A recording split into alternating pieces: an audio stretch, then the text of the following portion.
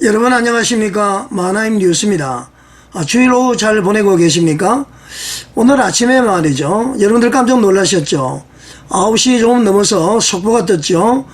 전남 무안공항에 제주항공이 착륙하다가 그 방호벽과 부딪히면서 말이죠. 화재가 발생을 했고, 아마 현재 지금 오후 6시 30분 가까이 돼 가는데요. 제가 알기로는 2명 외에는 아마 거의 다 사망을 하신 것이 아닌가 이렇게 생각을 하고요. 참 유가족들에게 하나님의 그 위로하심이 가득하시기를 간절히 바라겠습니다. 국민 여러분들도 많이 놀라셨을 텐데요. 그 놀라운 마음이 좀 차분하고 가라앉게 되기를 바랍니다. 모두에게 위로를 드립니다. 제가 이제 오늘 이 방송을 또 왜 하려고 하느냐면은 지금 사실은 그 최상목 대통령 권한대행 국무총리 권한대행께서 말이죠. 전남 무안 지역에 재난지역을 선포를 했습니다. 재난지역이 선포가 되면은 이제 재난지원금이 투입이 돼야 되잖아요. 참 그런데 여러분들 애석합니다. 이 더불어민주당은 말이죠. 더불어민주당의 저주가 지금 바로 전남 무안 지역에 내리지 않나. 저는 그렇게 생각을 합니다. 더불어민주당은 말이죠. 2025년도 정부 예산에 내서 말이죠. 총 4조 1천억 원을 감액을 했습니다. 그 중에서 말이죠. 제일 큰 것이 예비비 2조 4천억 원을 감액했습니다. 자, 여러분, 예비비는 말이죠. 생각하지 못한 곳에서 무슨 일이 일어났을 때에 투입하기 위한 그야말로 예비비입니다. 자, 여러분, 제주항공이 추락하면서 말이죠. 저렇게 큰 사고가 날 걸 예상을 못했습니다. 쉽게 말하면 이런 곳에 이제 예산을 투입을 한다, 이런 얘기입니다. 자, 지금 예산 관련해서 말이죠. 한덕수 총리께서 제안했던 내용을 한 1분 정도 되니까 방송 우선 한번 보시겠습니다. 정부가 마련한 내년 예산안은 민생 지원을 최우선에 두고 미래 도약을 위한 체질 개선과 구조 개혁에 중점을 두어 편성했습니다.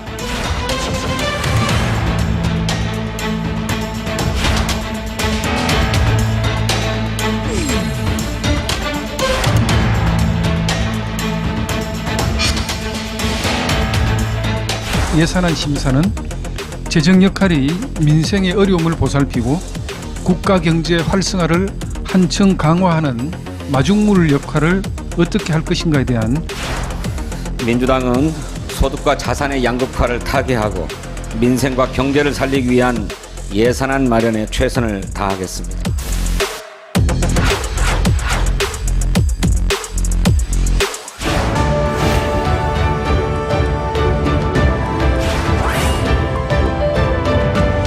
자, 여러분, 한덕수 국무총리, 최상목 경제부총리의 예산 제안 설명이 상당히 합리적이지 않습니까? 자, 그런데요, 여기서 이제 예비비에서 2조 4천억 원이 감액이 됐고요.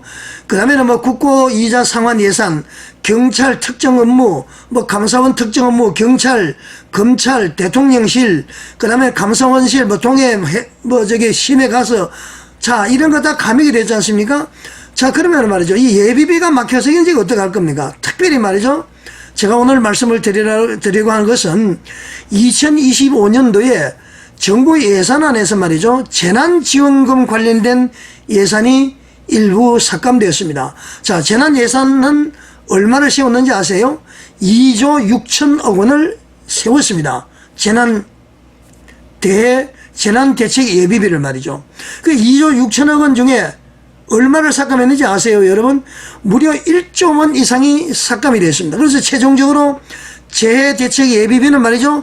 1조 6천억 원이 남아 있습니다. 자, 기후재난 앞으로 많이 다가오잖아요. 눈 피해라든가 비 피해라든가 태풍 피해라든가 우리 알 수 없는 피해가 엄청나게 일어납니다. 우리 말이죠. 예비비는 그럴 때 쓰는 거 아닙니까? 지금 무안공항에도 말이죠. 비행기가 추락을 했습니다. 엄청난 돈이 들어갈 겁니다. 이것을 지금 삭감을 했다는 겁니다. 또 말이죠. 하나 더 있습니다. 행정예산부 예산이 말이죠. 3,600억 원이 감소를 했는데 이 속에는 말이죠. 지역사랑 상품권이 3천억 원이 삭감이 됐습니다. 동시에 재난대책비도 말이죠. 행정안전부 산하 2,400억 원이 삭감이 됐습니다. 아까 1조 원은 국가 차원에서 재난 대책비고요. 이것은 행정안전부 산하의 2,400억 원입니다. 자, 여러분, 지역사랑 상품권은 뭡니까? 지역 상권의 활성화를 위해서 행정부에서 쓰는 예산이잖아요. 그 전액 삭감을 해버렸습니다. 그러면은 말이죠, 이거 이제 지역 활성화를 위해서 하는 건데 다 막았습니다. 그리고 재난대책비도요 2,400억 원이 삭감을 해버렸는데, 행정안전부에서 말이죠, 이 무한지역에 지원을 하려고 해도 이 대책비가 전부 삭감이 됐습니다. 그래서 말이죠, 이런 재난이 발생할 때에 재난지원금 지급에 상당히 어려움을 가져오는 것은 명약관한 것입니다. 자, 제가 봤을 때 말이죠, 민주당이 왜 이런 짓을 했느냐. 자, 정부의 손발을 다 묶었습니다. 그래서 재난지원금이라든가 모든 것이 지역사랑, 지역을 위한 행정이 옛날보다도 만약에 지원이 좀 부족하다 그러면은 국민들은 말이죠, 예산 삭감 청약된 것은 다 잊어버립니다. 그 상황이 닥쳤을 때에 왜 정부가 지원을 하지 않느냐, 막 이렇게 이제 시민단체를 통해서 막 목소리를 높이면은 정부를 막 비판하잖아요. 이때에 민주당이 슬그머니 나와서 자, 국민들을 돕자, 재난지역을 선포해라, 재난지역 안전대책을 추가 경정을 하자.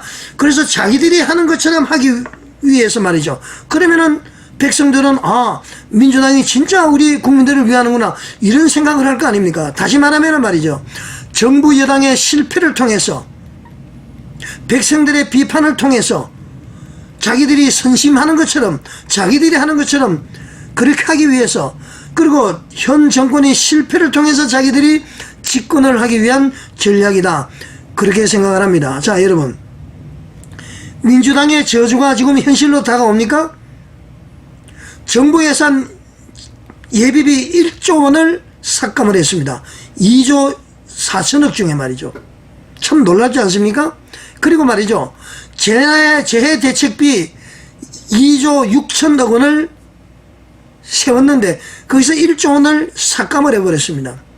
정부에서 원활하게 지원 못하는 것은 누구의 책임입니까? 더불어민주당의 책임입니다. 지금 와서 말이죠, 추경 예산을 세우자 정부가 마치 지금까지 준비 안 한 것처럼, 이 얼마나 악랄한 짓입니까?